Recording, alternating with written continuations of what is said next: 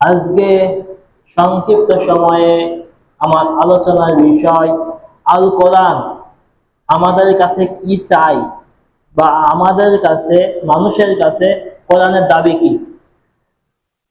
আল্লাহ সুবহানাহু ওয়া তাআলা মানুষকে সৃষ্টি করেছেন এবং সৃষ্টি করার পরে যুগে যুগে নবী রাসূল পাঠিয়েছেন এবং প্রত্যেক নবীর উপরে আল্লাহ আসমানি কিতাব পাঠিয়েছে যেন মানুষকে তারা সঠিক পথে পরিচালনা করতে পারে। ঠিক তেমনি ভাবে আমাদের মুসলিমদের উপরেও আল্লাহ সুবহানাহু ওয়া তাআলা আল কোরআনকে নাজিল করেছেন এবং সেই কোরআন এর ব্যাপারে এই কোরআনের ব্যাপারে আমাদেরকে দিক নির্দেশনা আল্লাহ দিয়েছেন এবং তার রাসূল দিয়েছেন। আল্লাহ তাআলা কোরআনুল কারীমের মধ্যে বলছেন, আল্লাযীনা আতাইনাহুমুল কিতাব ইয়াতলুনাহু হাক্কা তিলাওয়াতি, তোমাদের মধ্যে যাদেরকে আমি কিতাব দিয়েছি তারা এই কিতাব তিলাওয়াত করে এবং তারা যথাযথভাবে হক আদায় করে তিলাওয়াত করে। উলাইকা ইউমিনুনা বিহি, এবং তারা তার উপরে ঈমান আনে। এই আয়াতে আল্লাহ বলছেন যে যাদেরকে আমি কিতাব দিয়েছি তারা এই কিতাবের উপরে ঈমান আনে এবং যথাযথভাবে হক আদায় করে তিলাওয়াত করে। এই আল কোরআনের কি হক রয়েছে তা আমরা সংক্ষেপে জেনে নেওয়ার চেষ্টা করব ইনশাআল্লাহ। আল কোরআনের প্রথম হক হচ্ছে এই কোরআনের প্রতি, এই কিতাবের প্রতি আমাদের ঈমান আনয়ন করতে হবে। এই কোরআন আল্লাহর পক্ষ থেকে আমাদের উপরে নাজিল হয়েছে। আল্লাহ এই কিতাব আমাদের জন্য পাঠিয়েছেন। আল্লাহ বলছেন, বাল হুয়া কুরআনুম মাজিদ ফি লাউহিম মাহফুজ, নিশ্চয় এটি সম্মানিত কোরআন এবং যা লাউহে মাহফুজে লিখিত অবস্থায় আছে। অন্য আয়াতের মধ্যে আল্লাহ বলছেন, তানজিলুল কিতাবি মিনাল্লাহি আজিজিল হাকিম, এই কিতাব নাজিল হয়েছে আল্লাহর পক্ষ থেকে এবং আল্লাহর পক্ষ থেকে নাজিল হয়েছে যিনি প্রজ্ঞাময়। এই দুই আয়াত দ্বারা বোঝা যায় এই কোরআন আল্লাহর পক্ষ থেকে নাজিল হয়েছে। আবার এই কোরআনের ব্যাপারে আল্লাহ বলছেন, যালিকাল কিতাবু লা রাইবা ফি হুদাল লিল মুত্তাকিন, ইহা তো ওই কিতাব যার মধ্যে সন্দেহের কোনো অবকাশ নেই এবং এটি মুত্তাকি যারা, ঈমানদার যারা, তাদের জন্য পথপ্রদর্শক স্বরূপ।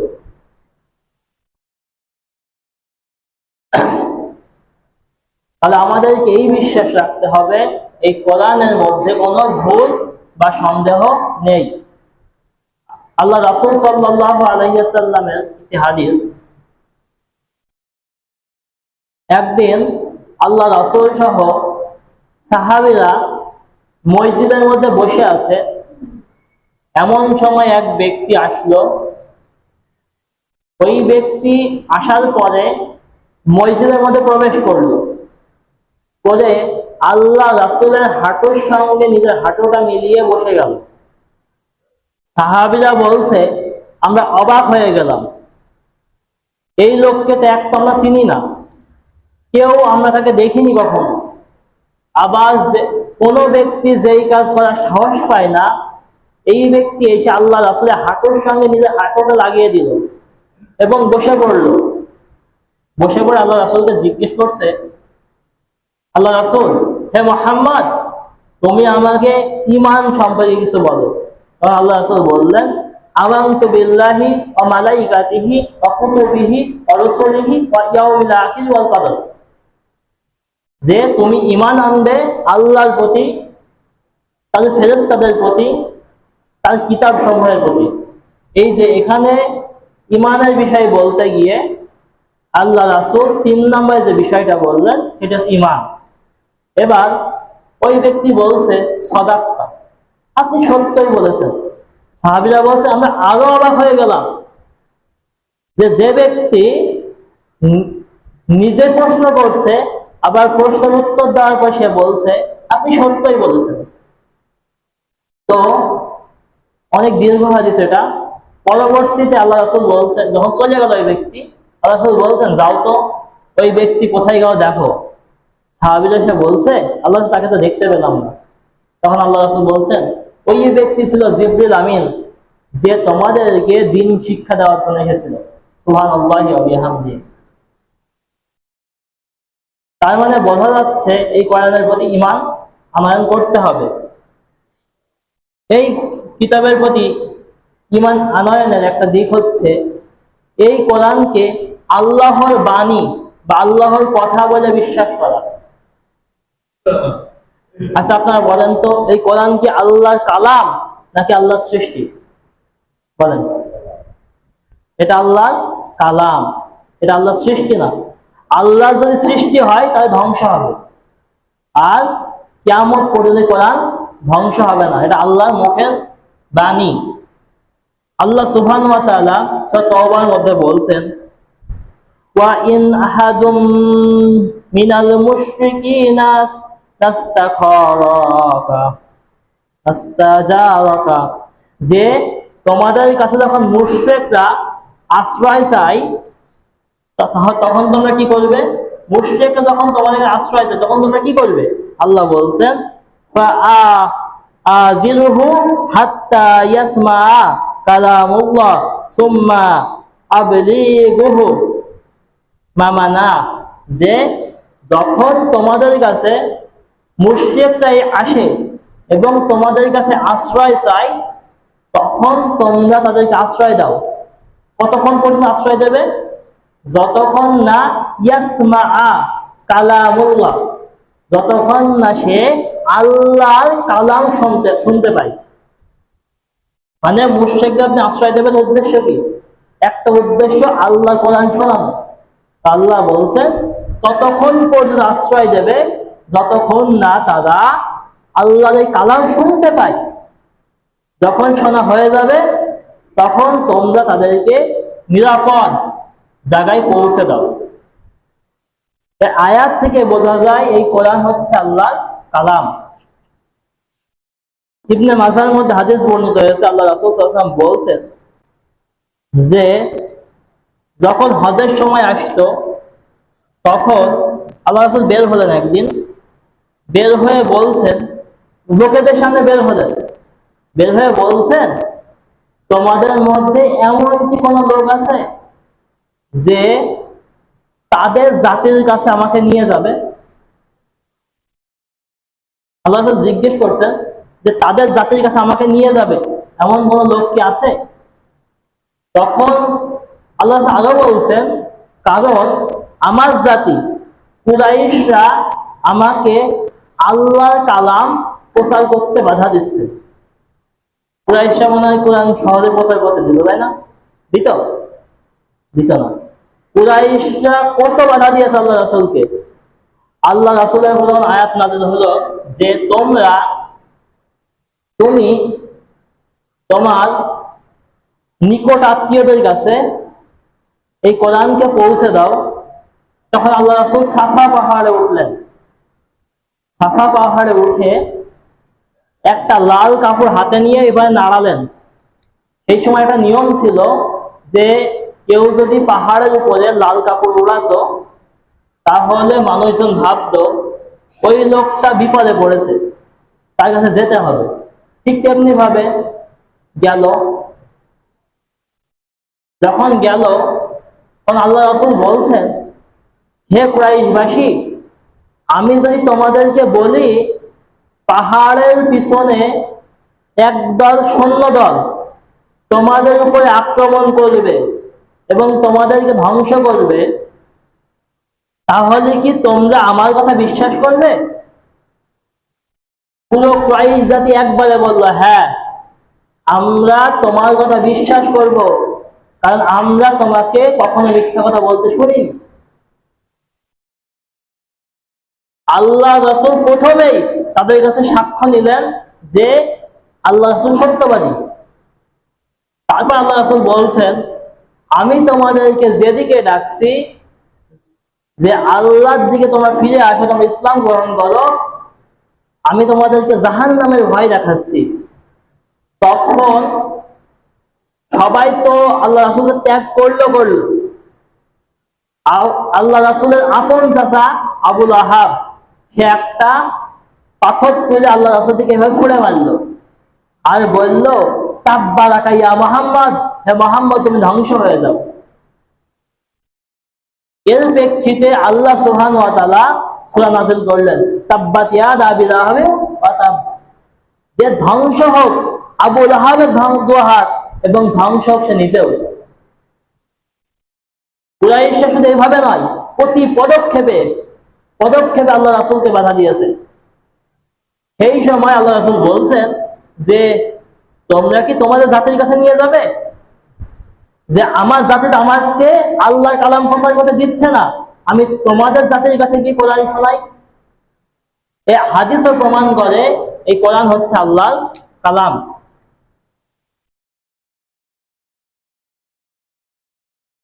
দুই নাম্বার হচ্ছে এই কোরআনের দাবি বা চাওয়া, সেটি হচ্ছে আমরা কোরআন শিখব এবং অপরকে শিক্ষা দেব। আপনি আমি যখন কোরআনকে বিশ্বাস করলাম যেটা আল্লাহর কালাম, তখন আমাদের উপর দায়িত্ব এসে যায় এই কোরআনকে শেখা। এজন্য উসমান রাদিয়াল্লাহু আনহু বলছেন, খায়রুকুম মান তাআল্লামাল কুরআনা ওয়া আল্লামাহু, তোমাদের মধ্যে ওই ব্যক্তি উত্তম যে নিজে কোরআন শেখে এবং অপরকে সেই কোরআন শিক্ষা দেয়।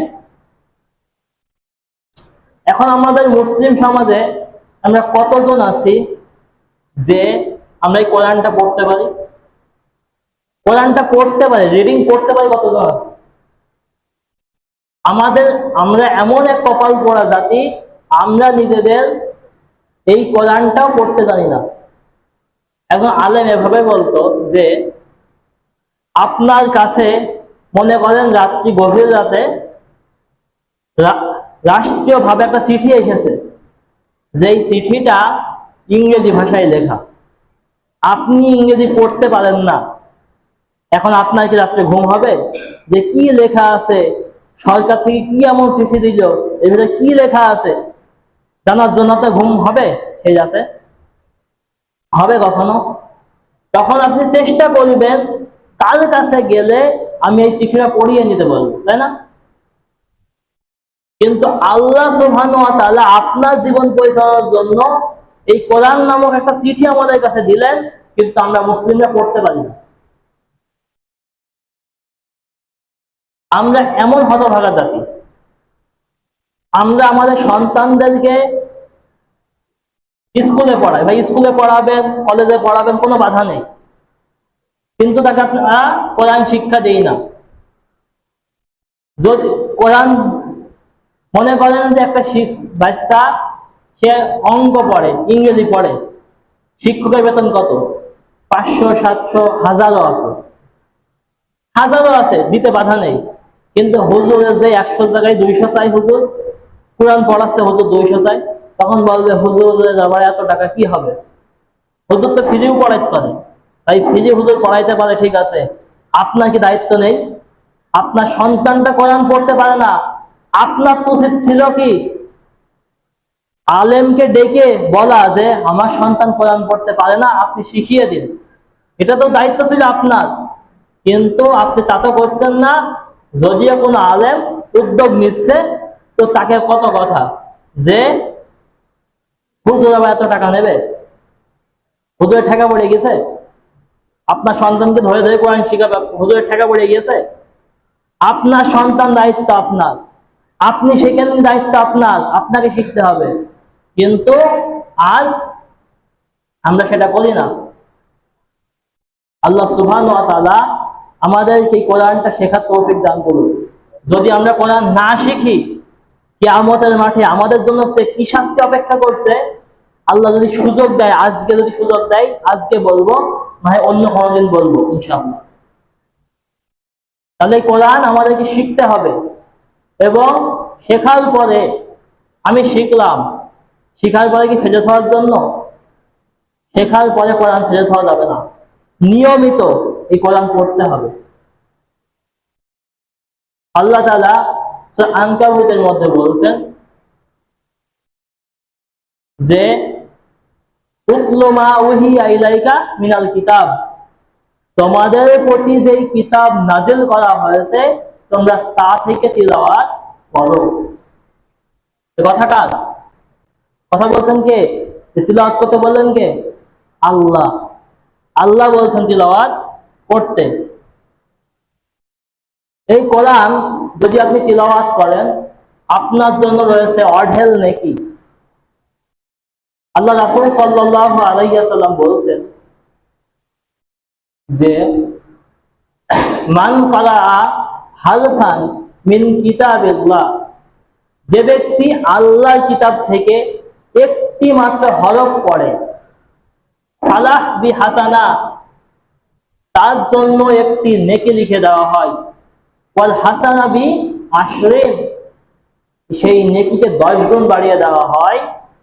আল্লাহ রাসূল বলছেন মা আমসালিহা, আমি এ কথা বলছি না আলিফ লাম মিম একটি হরফ, আমি বলছি আলিফুল হরফুন, আলিফ হচ্ছে একটা হরফ, ওয়া লামুল হরফুন, লাম হচ্ছে একটি হরফ, ও মিমুল হরফুন, এবং মিম হচ্ছে একটি হরফ।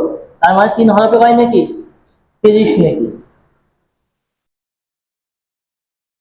অন্য হাদিসের মধ্যে আল্লাহ রাসূল বলছেন যে তোমাদের কেউ কি চাই যে সে আকিক অথবা বুথান নামক বাজারে যাবে এবং যে সেখানে কারোর সঙ্গে কোনো মারামারি করবে না, আত্মীয়তা সম্পর্ক ছিন্ন করবে না, টাকা দিয়েও কিনবে না, কিন্তু সে 2টা মোটা তাজা উট নিয়ে চলে আসবে বাড়িতে। আল্লাহ রাসূলকে সাহাবীরা বলছে আল্লাহ রাসূল এটা কে না পছন্দ করে, এটা তো সবাই পছন্দ করে। তখন আল্লাহ রাসূল বলছে আচ্ছা আপনাদেরকে বলি, আপনারা এই শিয়ালমারির হাট আপনাদের পাশেই, ওখানে গিয়ে যদি বলা হয় কিচ্ছু লাগবে না, শুধু যাবেন আর একটা মোটা গরু নিয়ে আসবেন, আপনার কেমন লাগবে বলেন তো? পাইলে ভালো লাগবে আপনাদের? কি ফিরে ফিরে একটা গরু পাচ্ছেন, ভালো লাগবে না? ভালো লাগবে না আপনাদের? সবাই তো পছন্দ হবে যে একটা গরু পেয়ে গেলাম, টাকাও লাগলো না, ভালো লাগবে না? অবশ্যই ভালো লাগবে আমাদের। তো আল্লাহ রাসূল বলছেন কেউ যদি উট পায় তার কেমন লাগবে? তখন সাহাবীরা বলছে অবশ্যই আল্লাহ রাসূল ভালো লাগবে। বলছে তাহলে তোমরা কেন সকালবেলা মসজিদে গিয়ে 2টা আয়াত পড়ো না বা 3টা আয়াত পড়ো না? যে ব্যক্তি যেই কয়টা আয়াত পড়বে সকালবেলা মসজিদে গিয়ে, সে সেই কয়টা উট পাওয়ার পরিমাণ যে উপকার তার দুনিয়াতে হয়তো, ঠিক সেই পরিমাণ উপকার তার হবে কিয়ামতের দিনে। সুবহানাল্লাহি ওয়া বিহামদিহি। এই কোরআন তিলাওয়াত যদি আপনি করেন, এই কোরআন আমার আপনার জন্য কিয়ামতের মাঠে সুপারিশ করবে। আল্লাহ বলছেন, আল্লাহ রাসূল বলছেন ইকরাউল কুরআন ফাইন্নাহু ইয়াতি ইয়াউমাল কিয়ামাতি শাফিয়া লিআসহাবিহি, যে তোমরা এই কোরআন তিলাওয়াত করো, কারণ এই কোরআন তার তিলাওয়াতকারীর জন্য কিয়ামতের ময়দানে শাফায়াত করবে। সুবহানাল্লাহ। এখন যদি এই কোরআন আপনার পক্ষে শাফায়াত করে তাহলে ভালো, আর যদি কোরআন বিপক্ষে শাফায়াত করে যে আল্লাহ এ তো কোরআন পড়তোই না, এটা আমার সাথে কোনো সম্পর্কই ছিল না, কি হবে তখন? এই কোরআন এমন এক জিনিস, এই কোরআন পড়লে আমাদের ঈমান বৃদ্ধি পায়। আল্লাহ বলছেন ইন্নামাল মুমিনুনা আল্লাযী ইযা যুকিরাল্লাহু ওয়াজিলাত কুলুবুহুম ওয়া ইযা তুলিয়াত আলাইহিম আয়াতুহু যাদাতুহুম ঈমান। আল্লাহ বলছেন ঈমানদার তো তারা যে তাদের সামনে যখন আল্লাহর কথা বলা হয় তখন তাদের অন্তরগুলো কেঁপে কেঁপে ওঠে। ওয়াইজা তুলিয়াত আলাইহিম আয়াতুহু, যখন তাদের সামনে আল্লাহর আয়াত পড়া হয় যাদাতুহুম ঈমান, তাদের ঈমান বেড়ে যায়। সুবহানাল্লাহি ওয়া বিহামদিহি। এই কোরআন তিলাওয়াতের দরকার আছে না ভাই? লাগবে, কোরআন পড়া লাগবে। এখন আমরা তো অনেক শিখতেই পারলাম না। যেভাবে পারেন কোরআন পড়া শিখতেই হবে, শেখাই লাগবে কোরআন পড়া। আপনি বলছেন আমাদের দেশে তো আবার অন্যরকম সিস্টেম চালু আছে যে কোরআন হরফ উচ্চারণ যদি ঠিক না হয় তার জন্য তার নাকি গোনাহ হবে। এ কথা কে বলেছে ভাই? আল্লাহর কোরআন যেভাবে আছে থাকুক ওইভাবে। আপনি শুধু আরবিটা শেখেন, যে জবর চেনেন, আপনি এমনি পড়েন। আপনার তিলাওয়াতে ভুল হচ্ছে, ঠিক আছে, তারপরে পড়ুন। কারণ আল্লাহ আপনার উপর তো বাধ্যবাধকতা করেনি। আল্লাহ বলছেন তোমরা চেষ্টা করো তোমাদের সাধ্য মতো। আমার যতটুকু সাধ্য আছে ততটুকু চেষ্টা করবো আমি। এখন একজন মাদ্রাসায় পড়া আলেম তার তিলাওয়াত আর সাধারণ মানুষের তিলাওয়াত কি একরকম হবে? কিন্তু আমাদের দেশে হুজুররা বলেছে যে কি, যে তিলাওয়াতে যদি ভুল হয় তা গোনাহ হবে। কোথায় আছে কথা? কোরআন এবং হাদিস সে কোথাও নেই যে অক্ষর উচ্চারণে ভুল হলে তার গোনাহ হবে। কারণ ভাই সে যদি জানতোই পারতোই সঠিকভাবে, সে ভুল করতো না। আমরা কি ইচ্ছা করে ভুল করবো? কেউ ইচ্ছা করে ভুল করে? তো আমরা সবাই শিখবো এবং নিয়মিত তিলাওয়াত করব। আল্লাহ সুবহানাহু ওয়া তাআলা আমাদের সেই তৌফিক দান করুন। 4 নাম্বার, যে কোরআন যখন আমরা শিখেছি, কোরআন যখন আমরা নিয়মিত পড়ছি, আমাদের কাছে কোরআন 4 নাম্বার দাবি করে যে এই কোরআন আমরা বেশি বেশি মুখস্থ করব। আমাদের দেশে বেয়ালাম কি জানেন? যে 3-4টে সূরা মুখস্থ করে ধরেছি। সূরা কাউসার, সূরা আসর, তারপর কি সূরা নাস, সূরা ফালাক, সূরা ইখলাস, সূরা ফাতিহা মুখস্থ করে ধরেছি। আজ জীবনে অন্য কোনো সূরা মুখস্থ করা করবই না, মনেই করবো না যে সূরা মুখস্থ করা লাগবে।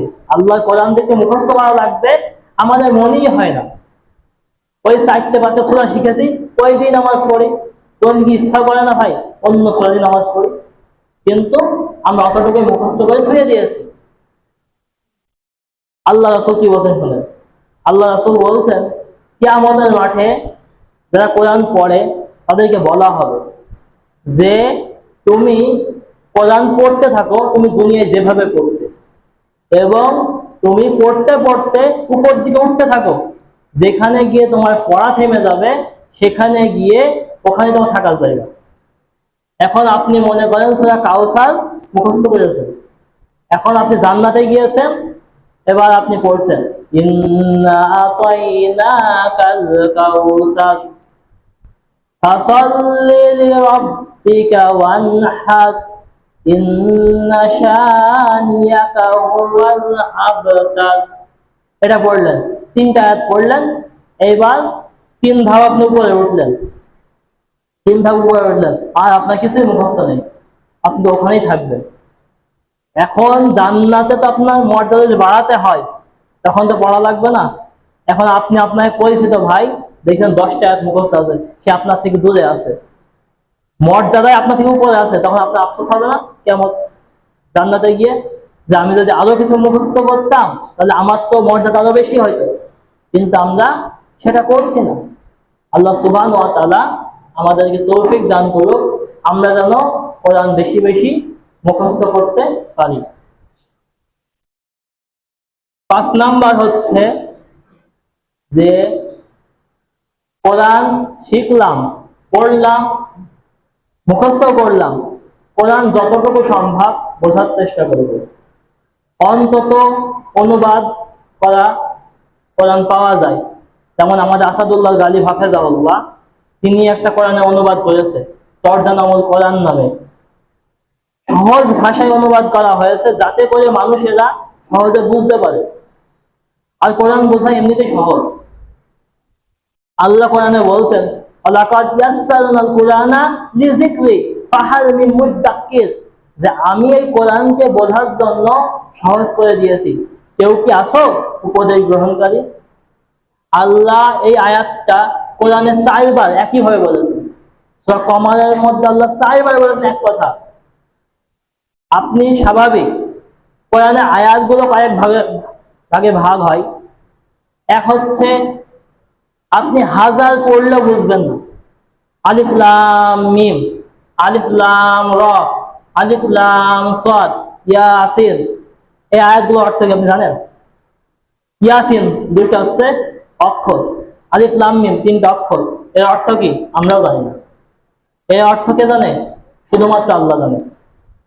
আবার এক ধরনের আয়াত আছে যে সাধারণ মানুষ পড়লেই বুঝবে। যেমন আল্লাহ বলছেন, আল্লাযীনা ইউমিনুনা বিল গায়ব ওয়া ইউকিমুনাস সালাত ওয়া মিম্মা রাযাকনাহুম ইউনফিকুন। এর অনুবাদ কি?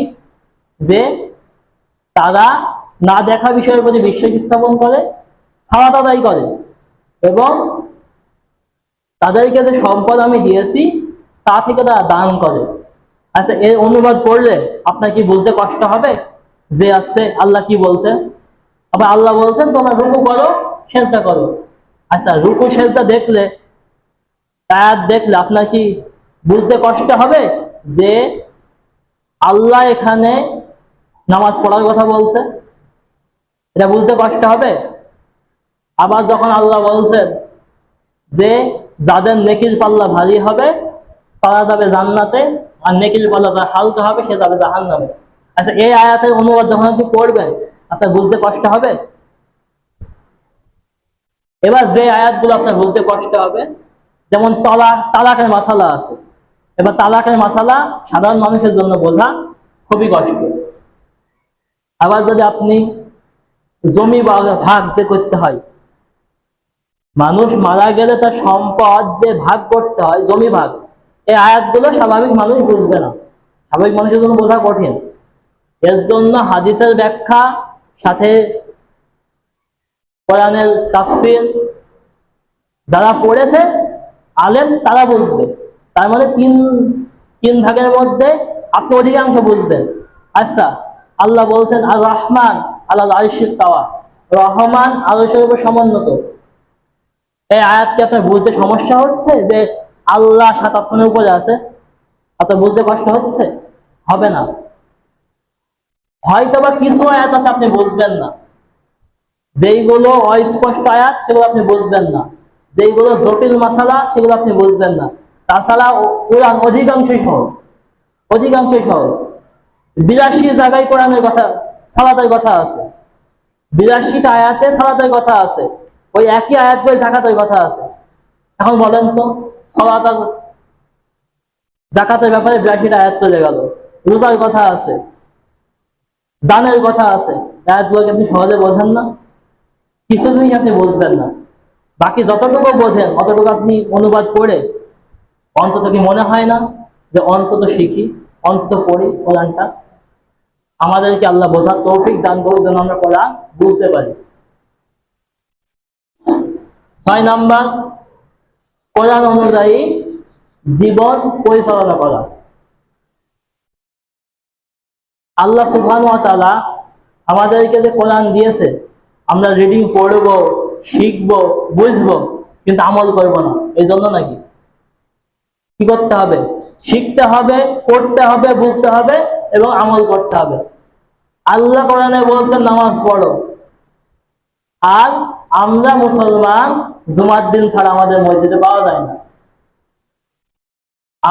আল্লাহ বলছে যে তোমাদের অর্থ সম্পদ থেকে তুমি দান করো, জুমার দিন 10 টাকা মসজিদ দিতে হয় তাই দিই, তাছাড়া আমরা দান করব না।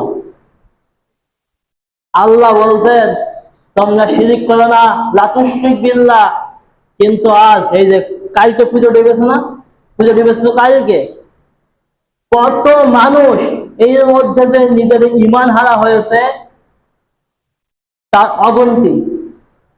আমাদের দেশে সাধারণ মানুষ এমনিতেই বুঝুগে বুঝুগে মানুষ, মুসলমানের সন্তান পুজো দেখতে চলে যাচ্ছে, পুজো দেখতে চলে যাচ্ছে। কিসের জন্য যাচ্ছে? যে ও কেন যায়? ও পুজো মণ্ডপে গেল মানে ও ওদেরকে বিশ্বাস করে। আর যদি কেউ আল্লাহ বাদে অন্য কাউকে বিশ্বাস করে, ওই ব্যক্তি মুশরিক না? আবার আমাদের দেশে কিছু ডিজিটাল মানুষ হয়েছে এখন, নেতা, ডিজিটাল নেতা, নেতারা সব পুজো মণ্ডপে, পুজো মণ্ডপে শুধু কিছু তুচ্ছ ভোটের কারণে, ভোট পাবে বলে, হিন্দুদের ভোট গুলো নিজেদের দলে নেবে বলে সে কি করছে? পূজা মণ্ডপে গিয়ে যাচ্ছে, পূজা মণ্ডপে গিয়ে পুজো পাওয়া যাচ্ছে। এক ব্যক্তি ফেসবুকে পোস্ট দিয়েছে, দেখলাম এভাবে যে মোরা একই বিনতে দুটি ফুল, হিন্দু মুসলমান, মুসলিম জাহান নয়নমণি, হিন্দু তাওয়ার প্রাণ, নাউজুবিল্লাহি মিন যালিক। একজন ইসলামী দলের নেতা এই এই এই লেখা লিখছে এবং সে মণ্ডপের সামনে বসে পুজোতে অংশগ্রহণ করছে তো করছে, আবার হিন্দুদের ভোট চাচ্ছে যে ভাই আমাদের ভোট দিন। আবার কেউ কেউ অতিমাত্রায় মডার্ন, সে বলছে আমাদের জন্য, মুসলিমদের জন্য খরচ মন্দির পাহারা দেওয়া। হুজুর তুমি কোথায় থাকো? তখন আহলে হাদিস মসজিদ ভেঙে দেয়, তখন তো তোমার পাহারা দেওয়ার দায়িত্ব আসে না, আর তোমার হিন্দুদের মূর্তি পাহারা দিতে হবে। তার মানে বোঝা গেল যে আমরা আহলে হাদিসের সাথে কাউকে ভোট দেবো না, তাই না? ভোট দেবো নাকি? কোনোদিনই ভোট দেবো না। তো আমরা ভোট দেবো না বলে আমাদের মসজিদে কোনো মূল্য নেই, আর হিন্দুরা ভোট দেবে তাই তাদের মন্দিরে এত মূল্য। আবার ফেসবুকে ছেলেপিলে এইভাবে দেখে, নাড়ু না দিলে কথা বলো না বন্ধু, নাউজুবিল্লাহ। এরা মুসলমান? একজন আলেম ছিল, এইভাবে বলতেন যে তোমার চোখের সামনে শিরিক হচ্ছে আর তুমি সেইটা দেখে তোমার মনে কষ্ট লাগছে না, হয় তুমি মুনাফিক নাই তুমি কাফের, হয় তুমি মুনাফিক নাই তুমি কাফের। আপনি পূজা মণ্ডপে যান মানে? মুসলমানরা কখনো পূজা মণ্ডপে যেতে পারে না। হ্যাঁ, তারা বাংলাদেশে বাস করে, তারা তাদের ধর্ম পালনের অধিকার তাদের আছে, ইসলাম দেয়। আল্লাহ রাসূলের জামানায় কি কাফেররা ছিল না? ছিল তো। তারা তো বাস করতো রাষ্ট্রে। সাহাবীরা পুজো দেখতে যেত, তাদের মূর্তি ভাঙতে যেত, তাও যেত না। এক, তাদেরকে ভালোবাসা যাবে না, আবার তারা ওই ধর্ম করছে বলে তাদের যে মূর্তি ভেঙে দেবো, এটা আমাদের শিক্ষা না।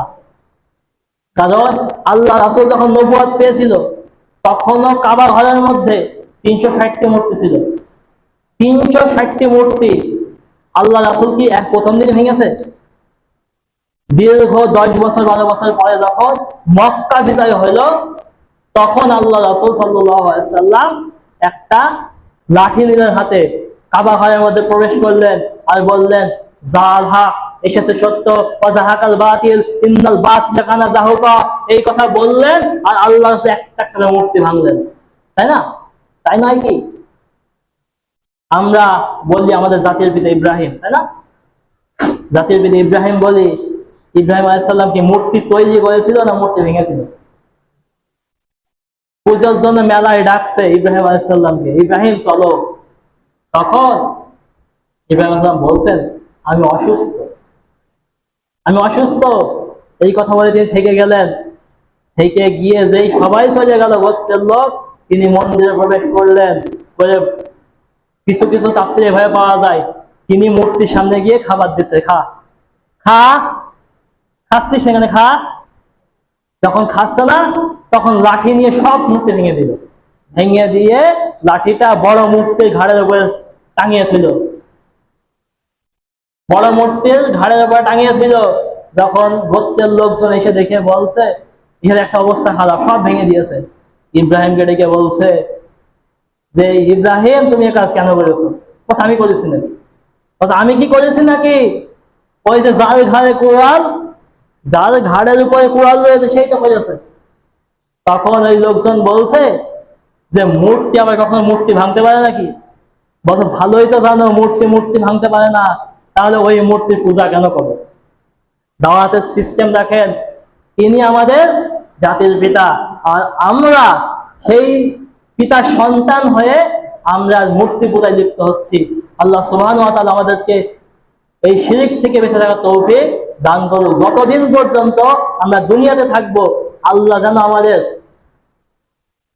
যেন আমাদেরকে এই শিরকের সাথে এক বিন্দু আপোষ আমরা না করি।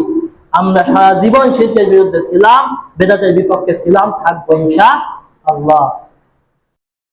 7 নাম্বার, এবং সেই দাবি কোরআনের, আপনি কোরআন যখন শিখেছেন, যে আমরা যেমন শিখেছি, কাজ কি?